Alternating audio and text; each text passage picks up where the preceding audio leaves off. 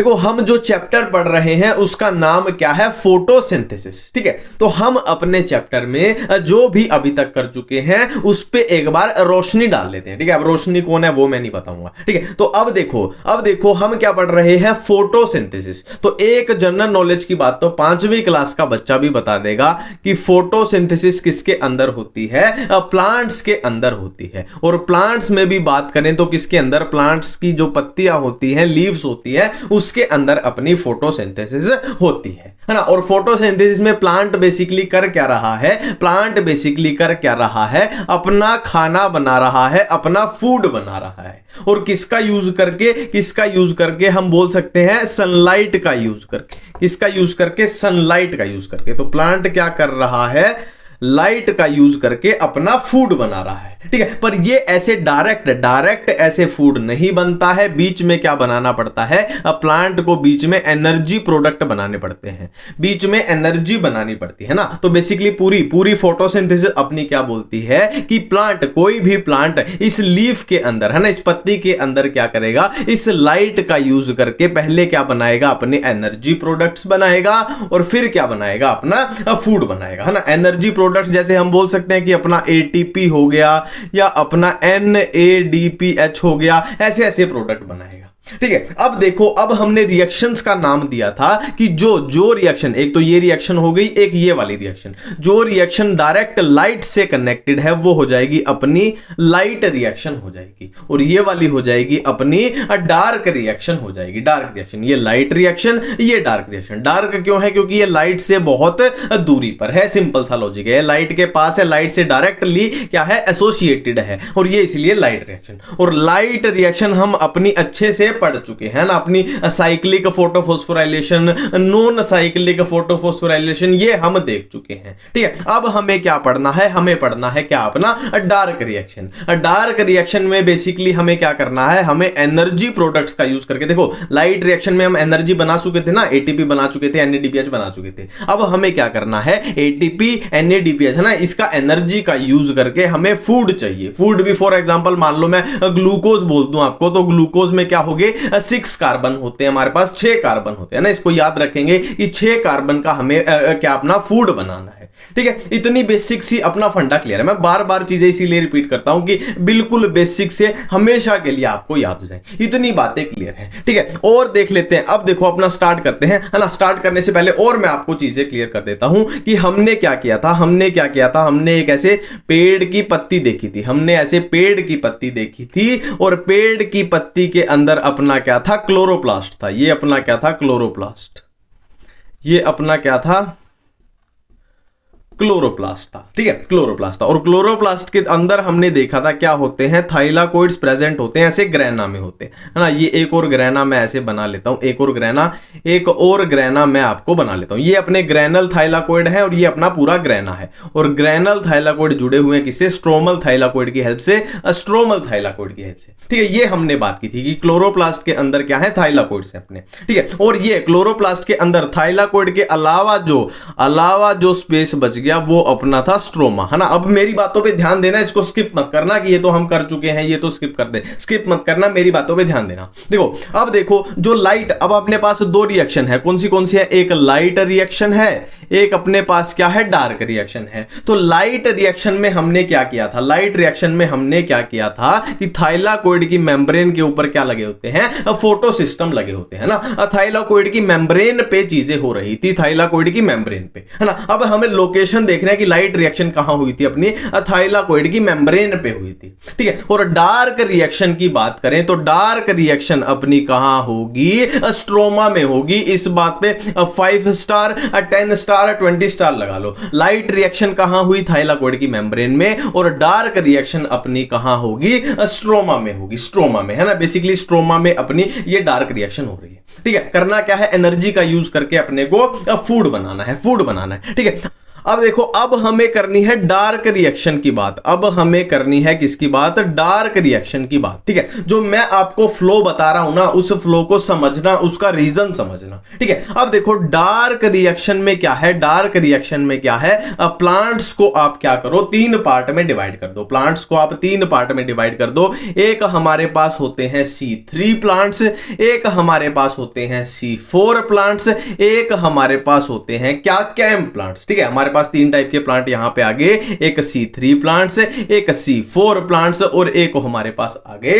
Cam plants. ये dark reaction में हमने डिवीजन कर दिया ना, लाइट तक ऐसी कोई डिवीजन हमने नहीं की थी। ठीक है, और जो मैक्सिमम अपने प्लांट्स होते हैं ना दुनिया में, मैक्सिमम वो कौन से होते हैं? C3 होते हैं। C4 कम होते हैं और कैम वाले तो बहुत ही कम होते हैं। ठीक है, ये अपने मैक्सिमम। अब सिंपल सी बात है, एक लॉजिकल बात है कि C3 प्लांट्स होंगे वो डार्क रिएक्शन में क्या शो करेंगे? अपनी C3 साइकिल शो करेंगे, है ना, C3 साइकिल शो करेंगे। और इसी का दूसरा नाम क्या होता है? बहुत फेमस है, बहुत फेमस, 50 स्टार लगा लो, क्या होता है?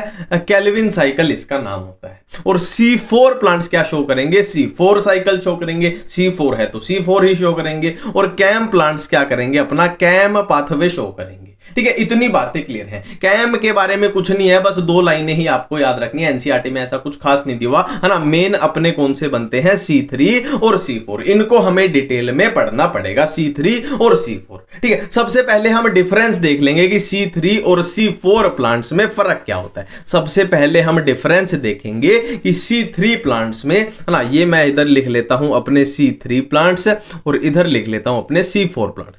सबसे पहले हम देखेंगे कि C3 प्लांट्स में और C4 प्लांट्स में फर्क क्या होता है। ठीक है, देखो बेसिकली फर्क क्या है। C3 प्लांट्स की लीव्स में, C3 प्लांट्स की लीव्स में सिर्फ एक टाइप की सेल प्रेजेंट होती है, सिर्फ एक टाइप की। और C4 प्लांट्स की बात करें तो इसकी लीव्स में क्या है? दो टाइप की सेल प्रेजेंट होती है।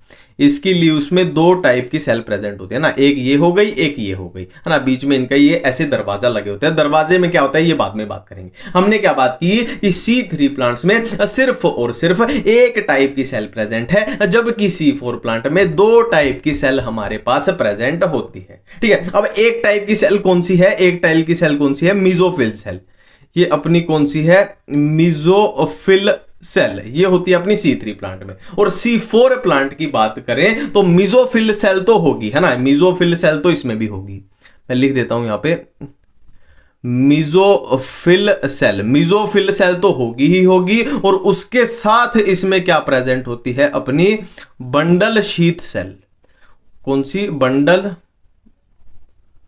Bundle sheath cell. तो ये हो गई इसमें दो टाइप की सेल। ये तो पहली बात होगी। अब दूसरी बात मैं करने जा रहा हूं, बहुत जरूरी बात है कि C3 प्लांट्स में मीजोफिल सेल्स के अंदर एक 5 कार्बन का कंपाउंड होता है, जिसको हम क्या बोलते हैं?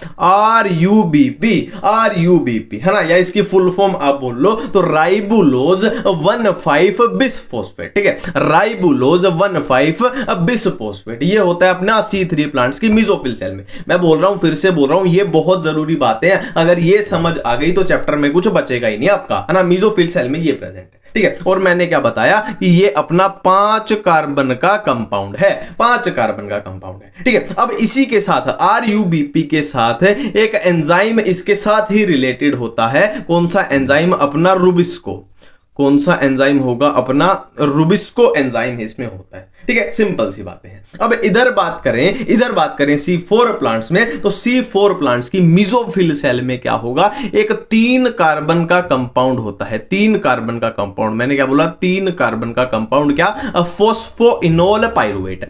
फोस्फोइनोल पाइरुवेट पेप, है ना। फिर से बोल रहा हूं, ये बातें अगर समझ आ गई तो सारा खेल ही खत्म हो जाएगा। ठीक है, अब इसके नाम से ही, जैसे ये नाम से ही कवर हो रहा था, RUBP और रुबिस्को एंजाइम है, तो इसके साथ एंजाइम कौन सा होगा अपने पास? पेप्केज है। इसके साथ एंजाइम कौन सा होगा? अपना पेप्केज। इतनी बातें समझ आ गई। ठीक है, अब बंडल शीथ सेल में क्या होता है? तो बंडल शीथ सेल में बिल्कुल सेम इस तरीके से जैसे C3 प्लांट्स की मीजोफिल सेल में था, क्या होगा? अपने पास RUBP होगा। क्या होगा? अपने पास RUBP होगा, जो कि क्या है? एक 5 कार्बन का कंपाउंड है। और एंजाइम की बात करें तो जहां RUBP होगा वहां क्या होगा? अपना रुबिस्को होगा। वहां क्या होगा? अपना रुबिस्को होगा। इतनी बातें बिल्कुल ही अपने को क्लियर हो रही है C3 की और C4 की। मैं फिर से रिपीट करता हूं, ये बार बार रिपीट करता हूं, ये समझ आ गया तो सारा खेल ही खत्म है। C3 प्लांट्स में सिर्फ एक टाइप की सेल, कौन सी? Mesophyll cell. C4 प्लांट्स में अपने पास दो टाइप की सेल होती है, mesophyll cell and bundle sheath cell. ठीक है, अब मेसोफिल सेल के अंदर एक 5 कार्बन का कंपाउंड होता है जिसको हम बोलते हैं RUBP यानी राइबोलेज 1,5 बिसफॉस्फेट, और इसके साथ एंजाइम कौन सा होगा? अपना रुबिस्को। नाम से ही क्लियर हो रहा है ना। और इधर मेसोफिल सेल्स की बात करें तो इसमें तीन कार्बन का कंपाउंड होगा जिसका नाम होगा फोस्फोइनोल पाइरुवेट पेप, है ना। और उसके एंजाइम कौन सा होगा? नाम से ही कवर हो रहा है, पेपकेज, है ना। और इधर बंडल शीथ सेल की बात करें तो बिल्कुल सिमिलर, इसकी तरह कॉपी पेस्ट कर दो कि RUBP 5 कार्बन का कंपाउंड होगा और क्या होगा अपने पास? एंजाइम रुबिस्को होगा। इतनी बातें बिल्कुल क्लियर है। अब हमें आगे बात करनी पड़ेगी। देखो यहां पे मैं कुछ बातें आपको क्लियर कर देता हूं ताकि हम कंफ्यूजन से एकदम दूर रहें। देखो हमने क्या बात की, अपने पास C3 प्लांट्स होते हैं, अपने पास C4 प्लांट्स होते हैं, और हमने क्या बात की कि C3 प्लांट्स में सिर्फ एक टाइप की सेल होती है, मेसोफिल सेल्स, और C4 प्लांट्स में अपने पास मेसोफिल सेल्स भी है और क्या है? बंडल शीथ सेल्स भी है। ठीक है, अब ये हमने बात की, तो हम चैप्टर कौन सा पढ़ रहे हैं? फोटोसिंथेसिस। तो फोटोसिंथेसिस के लिए आप इसी बात को याद रखना, कोई भी दिक्कत नहीं होगी, है ना। पर वैसे अगर इन जनरल अगर ज्यादा नॉलेज की बात, ज्यादा ज्ञान की बातें की जाएं तो क्या है, बंडल शीथ सेल जो होती है ना वो अपनी C3 में भी होती है, C3 में भी होता है। पर फिर से मैं बोल रहा हूं, इस कंफ्यूजन से बचने के लिए सिर्फ आपको क्या याद रखना है कि फोटोसिंथेसिस में अपने को कोई गड़बड़ी नहीं आएगी, कि C3 में अपने को याद रखना है कि फोटोसिंथेसिस का मतलब सिर्फ और सिर्फ मेसोफिल सेल, और C4 प्लांट में क्या है? फोटोसिंथेसिस का मतलब मेसोफिल सेल्स भी होंगी और बंडल शीट भी होंगी, है ना। ज्यादा ज्ञानी बनोगे तो क्या है, मार खा जाओगे। ठीक है, इतनी बातें क्लियर हो रही है यहां पे। अब देखो कुछ और जरूरी बातें जो अपनी एनसीईआरटी में साफ साफ लिखी हैं। ठीक है, देखो हमने अभी अभी क्या देखा कि C3 प्लांट्स और C4 प्लांट्स में देखा, है ना। C3 प्लांट्स में क्या है, सिर्फ और सिर्फ अपने पास मेसोफिल सेल्स होती हैं, और C4 प्लांट्स में अपने पास मेसोफिल सेल्स भी होती हैं और क्या है,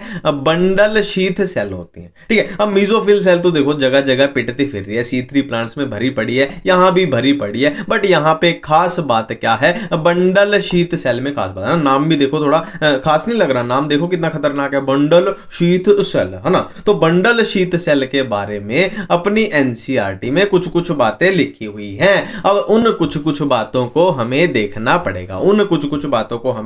पड़ेगा, सबसे पहले मैं नाम लिख लेता हूं इनका। देखो अपने पास नाम क्या है, बंडल शीथ सेल्स। ठीक है, अब पहला क्वेश्चन तो यही उठेगा कि इनका नाम ये क्यों होता है ना। सिंपल सी बात है, मान लो इस चैप्टर का नाम अपने का क्या है, फोटोसिंथेसिस है, तो उसका कोई तो मतलब होता है ना, वो मैंने मतलब बताया था। तो इनका ये नाम होता है तो कोई तो रीजन होता होगा भाई, ये बंडल कहां से आया, ये शीथ कहां से आया, है ना। सेल तो सेल ही होती है, वो तो सिंपल सी बात है। अब मैं आपको एक रफ डायग्राम की हेल्प से बताने जा रहा हूं, एक रफ डायग्राम बताऊंगा जिससे अपनी एनसीईआरटी की सारी लाइंस अपनी क्या है 1 मिनट में कवर हो जाएगी। देखो आपके सामने मैं एक रफ डायग्राम बनाने जा रहा हूं। देखो ये मान लो अपना क्या है, वेस्कुलर बंडल है। ये प्लांट्स में क्या होता है अपना, मान लो ये अपना है वेस्कुलर बंडल है, वेस्कुलर बंडल। ठीक है, अब वेस्कुलर बंडल के अराउंड मतलब इसको कवर करती हुई, इसके अराउंड शीथ बनाती हुई कुछ सेल्स प्रेजेंट होंगी। ये बिल्कुल मैं एक रफ डायग्राम बना रहा हूं चीजों को याद करने के लिए कि सारी चीजें अपने आप ऑटोमेटिकली कवर हो जाएंगे ना। मैंने क्या बोला, वेस्कुलर बंडल को शीथ करती हुई, कवर करती हुई सेल्स हमारे पास प्रेजेंट होती हैं। ठीक है, अब आपको बोल दिया जाए कि इन सेल्स का क्या है, नामकरण करके बताओ। तो नाम क्या हो गया, देखो बंडल के अराउंड है तो बंडल आ गया, और क्या कर रही है, कवर कर रही है, मतलब एक शीथ बना रही है तो शीथ आ गया, और क्या होती है, सेल्स होती हैं तो सेल्स आ गया। तो क्या बन गई, अपनी बंडल शीथ सेल्स अपने पास बन के तैयार हैं। इतनी बातें बिल्कुल ही अपने पास क्लियर हो गई। ठीक है, अब एक और बात बता दूं, मैंने जो भी अभी बताया कि वेस्कुलर बंडल के अराउंड ये ऐसे शीथ बनाती हैं, तो एक तरीके से स्पेशल एनाटॉमी बन जाती है ना। क्या है, C4 प्लांट्स में बंडल शीथ सेल्स की वजह से एक खास एनाटॉमी हमारे पास बन जाती है लीव्स में, और उसको हम क्या बोलते हैं, अपनी क्रांज एनाटॉमी।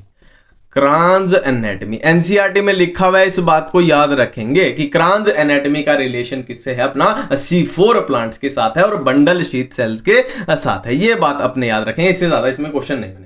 ठीक है, क्रांज एनाटॉमी, ये भी बात हमने देख ली। और क्या बातें हमें यहां देखनी पड़ेंगी, और क्या बातें देखनी पड़ेंगी कि बंडल शीथ के सेल में, बंडल शीथ जो सेल होती हैं उनमें क्या है, अपना क्लोरोप्लास्ट जो होते हैं उनमें क्या है, जो अपने क्लोरोप्लास्ट होते हैं उनका नंबर बहुत ज्यादा होता है, उनका नंबर बहुत ज्यादा होता है। ये हुई अपनी पहली बात, ये हुई अपनी पहली बात। दूसरी बात क्या है, बंडल शीथ सेल की जो वॉल्स होती हैं, जो दीवारें होती हैं, वो थिक होती हैं, थिक वॉल्स होती हैं। अब थिक वॉल है, मोटी दीवारें हैं, तो सीधी सी बात है जो गैस का एक्सचेंज है, जो गैस का एक्सचेंज है वो थोड़ा डिफिकल्ट हो जाएगा। ये मैं एनसीईआरटी की लाइंस आपको बताने जा रहा हूं कि क्लोरोप्लास्ट का नंबर ज्यादा होता है और इसकी दीवारें जो वॉल्स होती हैं वो थिक होती हैं। तो थिक वॉल होने की वजह से जो गैस का ट्रांसपोर्ट है, गैसियस एक्सचेंज है, वो इनमें क्या है, मुश्किल हो जाता है।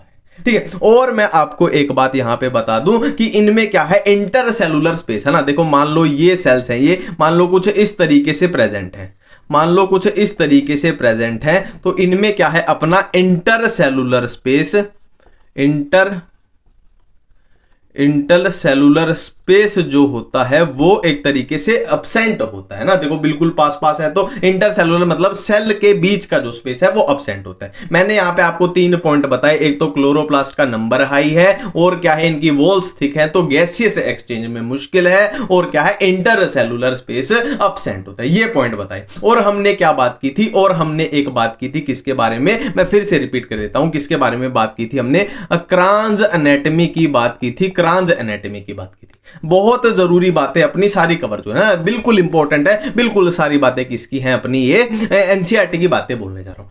अब देखो C4 प्लांट्स के आप है ना कुछ एग्जांपल भी याद कर लेना है ना, एनसीईआरटी में भी अपने 2-3 लिखे हुए हैं ना, कौन से, जैसे एक मेज याद कर लेना कि अपना मेज जो है वो है C4 प्लांट्स है। और क्या है, अपना एक शोरगम याद रख लेना, शोरगम भी क्या है, अपना C4 प्लांट है। एक आप मेन क्या है, शुगर केन याद रख लेना। ये तो हो गए 2-3 अपने इंपॉर्टेंट वाले हो गए कि बिल्कुल हाईलाइट वाले, मेज हो गया, शोरगम हो गया, शुगर केन हो गया, ये तो आपको याद होने ही चाहिए। इतनी बातें क्लियर हैं। अब बढ़ते हैं आगे, हम स्टार्ट करने जा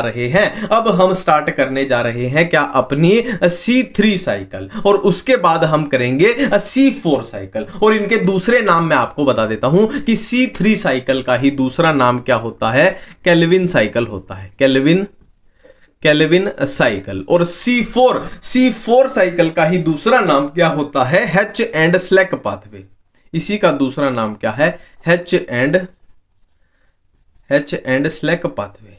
ये दूसरा नाम भी आपको कंफ्यूज कर देता है ना, एक एक बात को बिल्कुल क्लियर करेंगे। ये इनका दूसरा नाम है ना, बिल्कुल सिंपल सी बात है ना। अब करते हैं हम अपनी C3 साइकिल, फिर करेंगे आप अपनी C4 साइकिल। अब हम बात करने जा रहे हैं अपनी C3 साइकिल के बारे में, है ना। किसके बारे में बात करने जा रहे हैं, C3 साइकिल के बारे में, या इसी का दूसरा नाम क्या होता है, अपना केल्विन साइकिल। इसी का दूसरा नाम क्या होता है, केल्विन साइकिल। एक एक बात बिल्कुल आसान भाषा में बताऊंगा, लॉजिक के साथ बताऊंगा, सारी चीजें याद करके जाएंगे इसी वीडियो से, ठीक है। और देखो अब C3 प्लांट्स में मैंने क्या आपको बताया था कि C3 प्लांट्स के अंदर जो लीव्स होती हैं, तो लीव्स के अंदर सिर्फ एक टाइप की सेल्स प्रेजेंट होती हैं। कौन सी, अपने पास मिजोफिल सेल्स। सिर्फ एक टाइप की सेल्स प्रेजेंट होती हैं, कौन सी, मिजोफिल सेल्स, है ना। और C4 प्लांट्स में हमने क्या बात की थी कि 2 टाइप की सेल्स होती हैं लीव्स के अंदर, एक तो होती है मिजोफिल सेल्स और दूसरी हमने क्या बात की थी, अपनी bundle sheath cell. But C3 plants में क्या है, सिर्फ और सिर्फ क्या है, लीव्स के अंदर मिजोफिल सेल्स हमारे पास प्रेजेंट है। इतनी बातें क्लियर है, ठीक है। अब मैं आपको एक मजेदार बात बताता हूं, है ना। वैसे पहले भी मैंने बताई थी, फिर से यहां देख लो कि मिजोफिल सेल्स के अंदर क्या प्रेजेंट होता है, अपना C3 प्लांट्स में क्या प्रेजेंट होता है, अपना RUBP, या इसी को हम क्या बोल देते हैं, राइबुलोज 1,5 बिस्फोस्फेट। इतना अपना क्लियर है ना। RUBP मतलब राइबुलोज 1,5 बिस्फोस्फेट, है ना। तो बेसिकली हम जो C3 साइकिल अपनी पढ़ेंगे ना, वो हम इससे स्टार्ट करेंगे,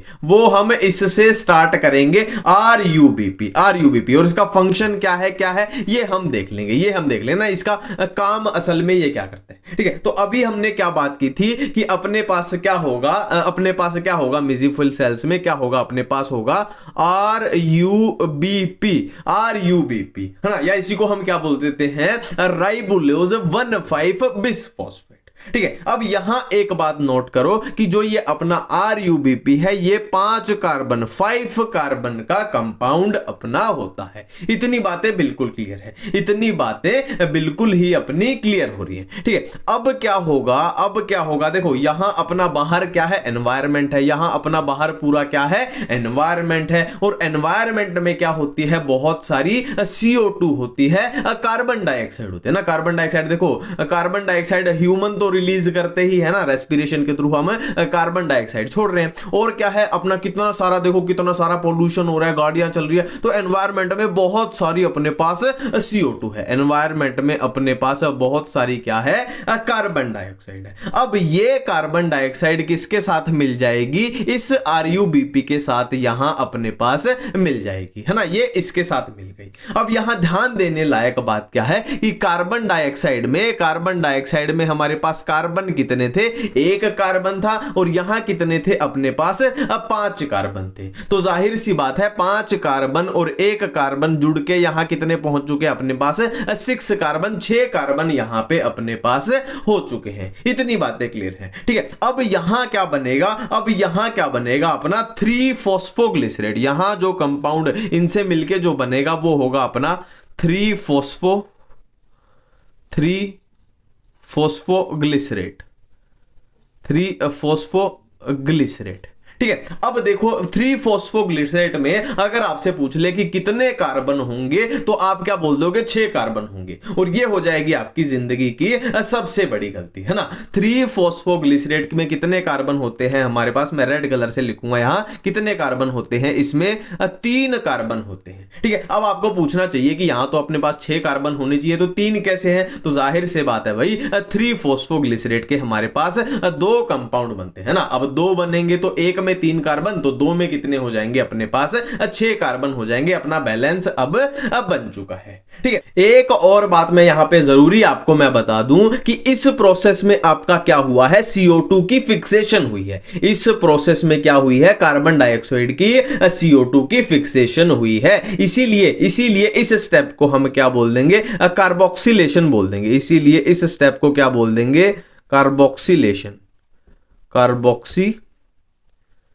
एक एक बात का लॉजिक समझेंगे फिर याद करेंगे, ऐसे नहीं कि डायरेक्ट रटने लग गए। एक एक बात का लॉजिक समझ आ रहा है ना। कार्बोक्सिलेशन क्यों है, कौन की, कार्बन डाइऑक्साइड की इसमें फिक्सेशन हो रही है, CO2 फिक्सेशन हो रही है। ठीक है, अब यहां पे एक और बेहतरीन क्वेश्चन आपके सामने आ जाएगा कि C3 साइकिल में, ये हम क्या पढ़ रहे हैं, C3 साइकिल पढ़ रहे हैं। C3 साइकिल में कार्बन डाइऑक्साइड जिसके साथ जुड़ी है, वो कैसा कंपाउंड है, अपना 5 कार्बन का कंपाउंड है। 5 कार्बन का कंपाउंड, ये भी एक बहुत सुपर हिट क्वेश्चन अपना बन जाता है। ठीक है, बिल्कुल इतनी बातें क्लियर हैं। अब हम आगे बढ़ते हैं। ठीक है, अब क्या होगा, इस फॉस्फोग्लिसरेट में क्या हो जाएगी, अपने पास रिडक्शन हो जाएगी। इस फॉस्फोग्लिसरेट में अपने पास क्या हो जाएगी, रिडक्शन हो जाएगी। और यहां क्या बन जाएगा, अपना ट्रायोज फॉस्फेट। यहां क्या बन जाएगा, अपना ट्रायोज फॉस्फेट। ठीक है, और ट्रायोज फॉस्फेट बिल्कुल सेम इसके तरीके से क्या है, अपना 3 कार्बन का कंपाउंड है। और कितने बनेंगे, टोटल 2 बनेंगे, है ना। तो 2 गुना 3 कितने हो गए, इसमें भी अपने 6 कार्बन थे, 6 कार्बन यहां पे अपने चल रहे हैं, बिल्कुल बैलेंस हो रहा है ना। और ये अपना स्टेप क्या हो गया, अपना रिडक्शन हो गया। ये क्या था, अपना कार्बोक्सिलेशन था। इतनी बातें क्लियर है। ठीक है, अब यहां अपने पास टोटल कितने हैं, 6 कार्बन अवेलेबल है। ठीक है, अब होगा क्या, इन 6 कार्बन में से क्या होगा, 1 कार्बन यहां निकल जाएगा। ठीक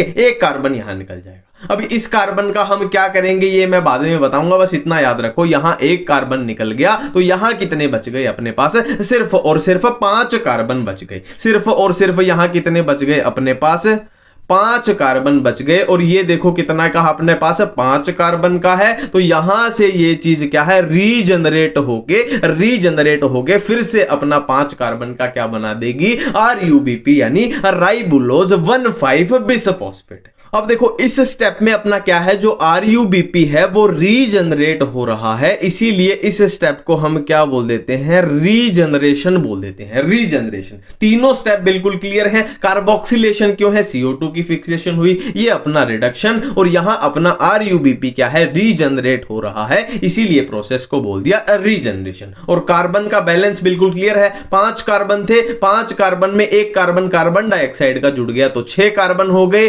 अब 6 कार्बन से हमने क्या किया, 3 कार्बन के 2 कंपाउंड बना लिए, और फिर से हमने क्या किया, 3 कार्बन के 2 कंपाउंड बना लिए। अब इस टोटल में क्या है, हमारे पास 6 कार्बन है, 6 कार्बन से हमने क्या किया, 1 कार्बन को निकाल लिया और 5 कार्बन फिर से रीजनरेट होके, रीजनरेशन करके अपना RUBP बन चुका है। ठीक है। अब आपको एक सवाल पूछना चाहिए कि इस प्लांट ने इस 1 कार्बन को क्यों अलग निकाल लिया, है ना। तो सिंपल सी बात है यार, सिंपल सी बात है। ये सारी प्रोसेस, ये सारी चीजें जो भी प्लांट कर रहा है, किस लिए कर रहा है, फूड बनाने के लिए, अपना खाना बनाने के लिए। और खाना मान लो अपना वो ग्लूकोज बनाना चाहता है। अब ग्लूकोज में हमें पता है क्या है, 6 कार्बन प्रेजेंट होते हैं। ग्लूकोज में कितने होते हैं, 6 कार्बन होते हैं। तो ये कार्बन उस ग्लूकोज को बनाने में यूज हो रहा है। ठीक है। अब आपका सवाल होना चाहिए कि भाई ग्लूकोज में तो 6 कार्बन है और इसने निकाला कितना है, सिर्फ एक साइकिल में कितना निकाला, सिर्फ 1 कार्बन निकाला।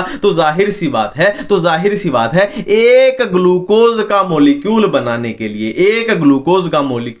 के लिए ये साइकिल हमें 6 टाइम्स, 6 बार रिपीट करनी पड़ेगी, है ना। एक साइकिल में 1 कार्बन निकला तो 6 कार्बन 6 बार में निकलेंगे। तो ये साइकिल ऐसे 6 बार घूमेगी, जब जाके अपना एक ग्लूकोज मिल रहा है हमें। इतनी बातें बिल्कुल ही क्लियर कर ली। ठीक है। अब हम बात कर लेते हैं एनर्जी की, कि कहां एनर्जी का लेना देना है। देखो कार्बोक्सिलेशन वाले स्टेप में एनर्जी का कोई भी लेना देना नहीं है, और रिडक्शन वाले स्टेप में आपको एनर्जी का लेना देना याद रखना है। आपको एनर्जी का लेना देना याद रखना क्या है, अपने 2 ATP इसमें खर्च होते हैं, और क्या है, 2 NADPH।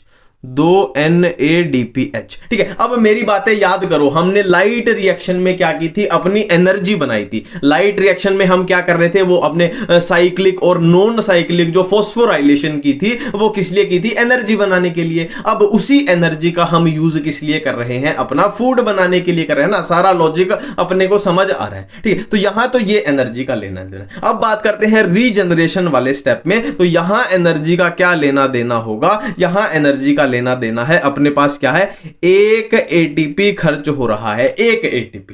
ठीक है। अब पूरी केल्विन साइकिल की अगर बात कर ले तो टोटल अपने पास क्या आएंगे, कि 3 ATP खर्च हो रहे हैं। 3 ATP, 2 तो यहां हो गए, 1 यहां हो गया, और क्या है, 2 NADPH। ये एनर्जी का खर्चा इस पूरी साइकिल में हो रहा है, ये एनर्जी का खर्चा। ठीक है। अब मेरी एक बात ध्यान दो, ये अपना एक साइकिल में खर्चा हुआ है। अगर आपसे क्वेश्चन पूछ लिया जाए कि एक ग्लूकोज का मॉलिक्यूल बनाने के लिए कितनी एनर्जी खर्च होगी, तो एक ग्लूकोज का मॉलिक्यूल बनाने के लिए हमें 6 बार ये साइकिल घुमानी पड़ेगी। सिंपली क्या करो, इसको 6 से मल्टीप्लाई कर दो, इसको क्या करो, इसको भी आप क्या कर दो, 6 से मल्टीप्लाई कर दो, तो ATP अपने कितने आ जाएंगे, ATP अपने आ जाएंगे 18 ATP, और NADPH अपने कितने आ जाएंगे, 12 आ जाएंगे, है ना। तो ये हो गया अपना एक ग्लूकोज के लिए आंसर हो गया कि 6 बार साइकिल घूमेंगी तो 18 ATP का खर्चा होगा और 12 NADPH का खर्चा होगा। ठीक है। केल्विन साइकिल आपकी पैक हो चुकी है, बिल्कुल साथ की साथ चीजें याद हो चुकी हैं, इसमें इसके बाद कोई भी दिक्कत नहीं आने वाली, है ना। ये हमने क्या की है, अपनी C3 साइकिल या फिर केल्विन साइकिल बोलो, ये अपनी पैक हो चुकी है। ठीक है। अब देखो केल्विन साइकिल में ही एक बात मैं जानबूझ के अलग से बताने जा रहा हूं, है ना। क्यों बताने जा रहा हूं? क्योंकि वो बहुत इंपॉर्टेंट क्वेश्चन है, बहुत सुपर हिट क्वेश्चन है और उसमें आप कंफ्यूजन कर दोगे, इसलिए अलग से बताने जा रहा हूं। देखो हमने बेसिकली किया क्या था, यहां हमारे पास क्या था, RUBP था, RUBP था। फिर हमने क्या किया था, RUBP में हमने क्या किया था, यहां हमारे पास कार्बन डाइऑक्साइड थी और इस कार्बन डाइऑक्साइड को यहां पे हमने क्या कर दिया था, फिक्स कर दिया था। और इस स्टेप को हमने क्या बोला था, कार्बोक्सिलेशन बोला था। अब यहां एक बात पे 5 स्टार 10 स्टार 50 स्टार लगा लो कि इस प्रोसेस में जो एंजाइम यूज होता है उसको हम क्या बोलते हैं, रुबिस्को, उसको हम बोलते हैं रुबिस्को बोलते हैं, ठीक है। और तो आप गड़बड़ क्या करोगे, आप RUBP और रुबिस्को को क्या कर दोगे, इंटरमिक्स कर दोगे, है ना। तो यहां पे बातें समझना, जो RUBP है वो अपना 5 कार्बन का कंपाउंड है और रुबिस्को क्या है, अपना एक एंजाइम है, रुबिस्को अपना एक एंजाइम है। और इनके दोनों की फुल फॉर्म मैं आपको बता चुका हूं, अच्छे से बता चुका हूं, इतनी बातें क्लियर है। कार्बोक्सीजिनेज में कौन सा एंजाइम अपना यूज आता है, रुबिस्को यूज आता है ना, इसे रिलेट ही हो रहा है तो इसमें कंफ्यूजन मत करना, है ना, ये एक एंजाइम है। इतनी बातें क्लियर है। अब हम चलते हैं अपनी C4 साइकिल की तरफ।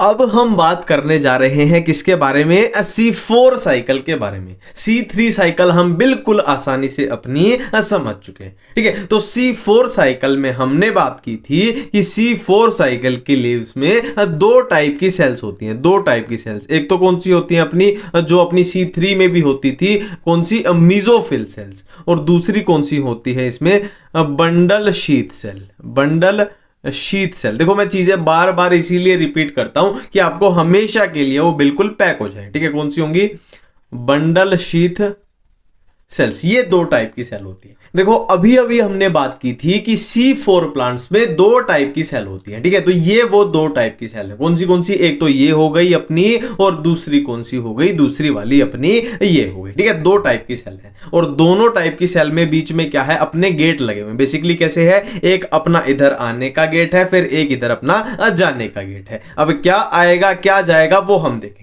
ठीक है। तो हमने क्या किया कि अपने पास 2 टाइप की सेल हैं, इनको मैं नाम दे देता हूं। ये अपनी कौन सी सेल है, मिजोफिल सेल्स है।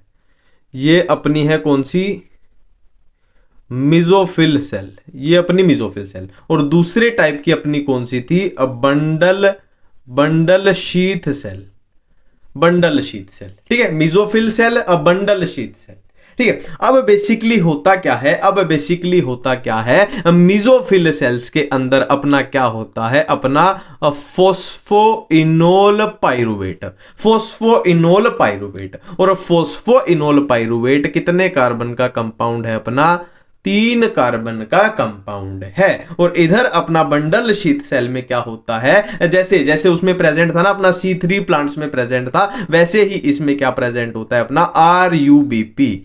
इसमें क्या प्रेजेंट होगा, अपना RUBP। और ये बात हम ऑलरेडी कर चुके हैं कि RUBP अपना क्या है, 5 कार्बन का कंपाउंड होता है। हमने C3 साइकिल में ये देखा था, है ना। मिजोफिल सेल में क्या है, अपना पेप यानी फोस्फोइनोल पाइरुवेट। और बंडल शीथ सेल में क्या है, अपना RUBP यानी राइबुलोज 1,5 बिसफॉस्फेट। ये पहली बात है। दूसरी बात क्या है कि जो अपना फोस्फोइनोल पाइरुवेट है वो 3 कार्बन का कंपाउंड है, बहुत जरूरी बात है, इस पे 50 स्टार लगा लो। और RUBP हम ऑलरेडी कर चुके हैं कि 5 कार्बन का कंपाउंड अपना होता है। इतनी बातें क्लियर है, इतनी बातें क्लियर है, ठीक है। अब फर्क कहां आएगा, देखो हम C3 प्लांट्स में क्या कर रहे थे कि जो एनवायरमेंट की कार्बन डाइऑक्साइड यानी CO2 है उसको RUBP के साथ क्या करा रहे थे, फिक्स करा रहे थे, है ना, एनवायरमेंट वाले को, ठीक है। अब यहां पे फर्क क्या आएगा कि जो मान लो यहां पे अपना एनवायरमेंट है बाहर, जो एनवायरमेंट से क्या आएगी, अपनी CO2 आएगी, वो किसके साथ फिक्स हो जाएगी, अपने फोस्फोइनोल पाइरुवेट यानी 3 कार्बन कंपाउंड के साथ अपनी फिक्स हो जाएगी, ठीक है। इतनी बात अपने को समझ यहां पे आ गई, है ना, इसके साथ ये फिक्स हो गई। बिल्कुल क्लियर है, बिल्कुल क्लियर है बात। अब इस CO2 फिक्सेशन में जो एंजाइम यूज होगा उसका नाम क्या होगा, अपने का पेप्केज, उसका नाम क्या होगा, पेप्केज, ठीक है। आरयूबीपी में C3 प्लांट में याद करो एंजाइम का नाम क्या था, रुबिस्को, जो कार्बोक्सिलेशन में यूज हुआ था। और यहां पे ये पेप अपना CO2 के साथ फिक्स हो रहा है, तो एंजाइम का नाम क्या हो जाएगा इस प्रोसेस में, कार्बोक्सिलेशन में जो यूज हुआ वो क्या है, अपना पेप केस एंजाइम है। ठीक है, नाम से ही कवर हो रहा है। इतनी बातें क्लियर है ना। यहां पे मैं इसको मिटा देता हूं ताकि चीजें अपने को बहुत सारी लिखनी है यहां पे। ठीक है, अब क्या होगा, देखो ये अपना सारा फिक्स हो चुका है, ये अपना सारा फिक्स हो चुका है। 3 कार्बन यहां पे थे और 1 कार्बन क्या था, कार्बन डाइऑक्साइड में था। तो यहां अपना क्या बन जाएगा, यहां अपना एक 4 कार्बन का एसिड बन जाएगा। यहां अपना 4 कार्बन का एसिड बन जाएगा, जिसको हम क्या बोल देंगे, ऑक्सैलो एसिटिक एसिड, है ना, जिसका नाम होगा ऑक्सैलो एसिटिक एसिड।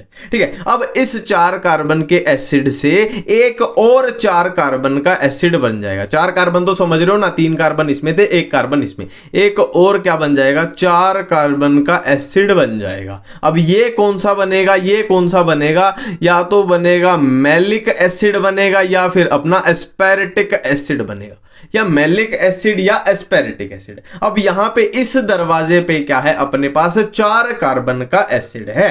अब ये 4 कार्बन का एसिड ये दरवाजे को क्रॉस करके कहां पहुंच जाएगा, अपना बंडल शीथ सेल में पहुंच चुका है। ये 4 कार्बन का एसिड अपना यहां पहुंच गया, 4 कार्बन का एसिड अब अपना यहां पहुंच चुका है। ठीक है, अब क्या होगा, देखो इसके पास कितने हैं, 4 कार्बन है। तो अब क्या होगा, बेसिकली हम क्या करेंगे, इस 4 कार्बन से हम बना लेंगे एक 3 कार्बन का एसिड।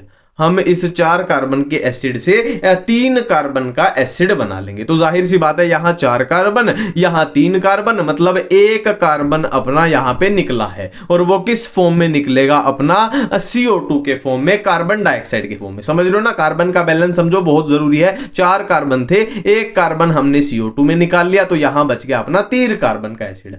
अब ये CO2 क्या है, बिल्कुल जैसे C3 साइकिल में हम कर रहे थे ना कि RUBP के साथ 5 कार्बन कंपाउंड के साथ अपनी CO2 फिक्स हो जाएगी, फिर अपना क्या बनेगा, अपना वो फॉस्फोग्लिसरेट, ट्रायोज फॉस्फेट, वो सब बिल्कुल सेम तरीके से वो साइकिल चलेगी, बेसिकली अपनी C3 साइकिल जैसी चलेगी, है ना। ये इसके साथ फिक्स हो गई, है ना। सिंपल सी बात इतनी समझ में आई, है ना। और इसके साथ फिक्स होगी तभी तो अपना क्या बन रहा था, हमने बोला था ना वो कि 1 कार्बन निकाल लेंगे, हम अपना ग्लूकोज फूड बना रहे थे।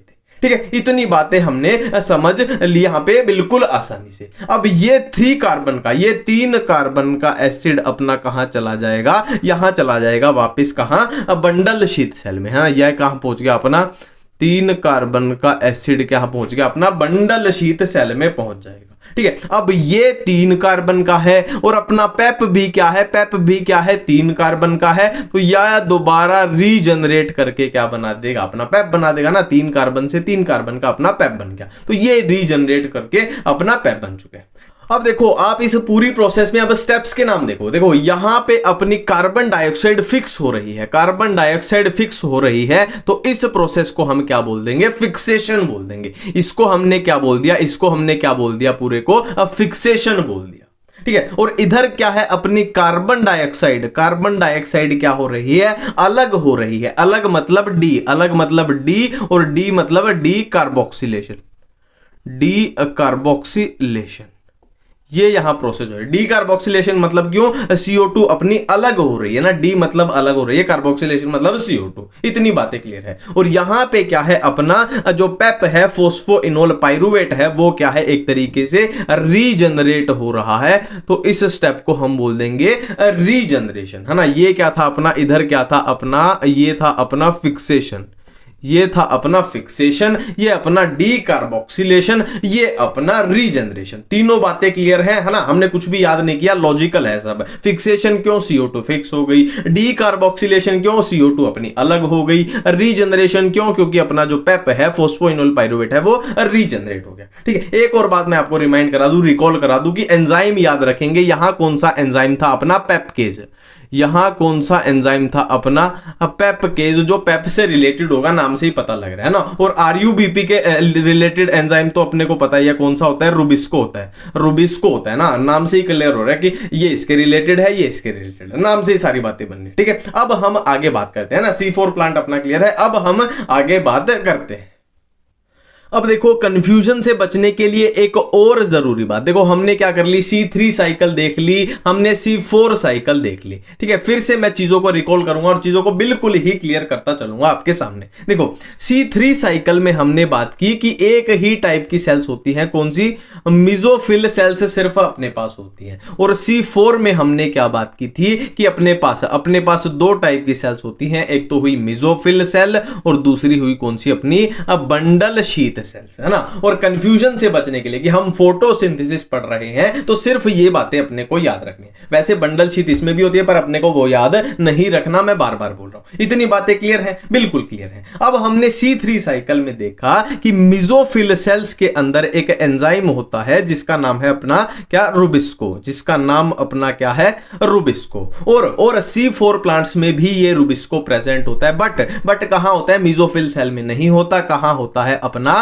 बंडल शीथ सेल में होता है। बंडल शीथ सेल में क्या होता है अपना, ये हो गया रुबिस्को, ठीक है। और मिजोफिल सेल में अपने पास कौन सा एंजाइम था, याद करो, जो फोस्फोइनोल पाइरुवेट को CO2 के साथ जुड़वा रहा था, कौन सा था, पेप्केज था अपने पास।